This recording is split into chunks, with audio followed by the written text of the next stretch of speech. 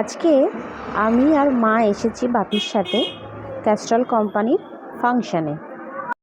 বাপির যে একটা সুন্দর করে ছবি তুলব তাও তুলতে দেবেন না উনি, কারণ ছবি তোলার একদম বিপক্ষে। প্রোগ্রামটা হচ্ছিল নিকো পার্কের ওয়াটার সাইডে।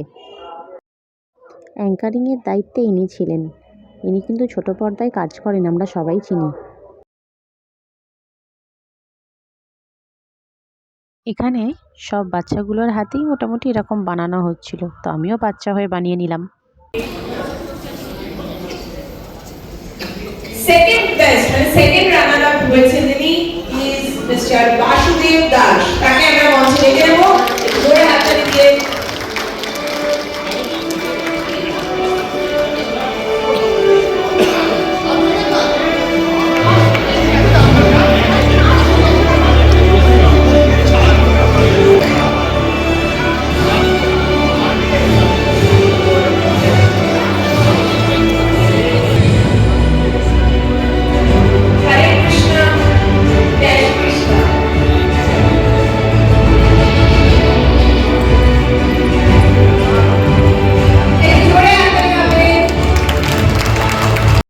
এখনও পর্যন্ত নিজের যোগ্যতায় তো এত বড় স্টেজে উঠতে পারিনি, যাই হোক বাপির দৌলতে তবু স্টেজে উঠতে পারলাম এত বড় জায়গায়। ভীষণ অহংকার হচ্ছিল বাপির জন্য।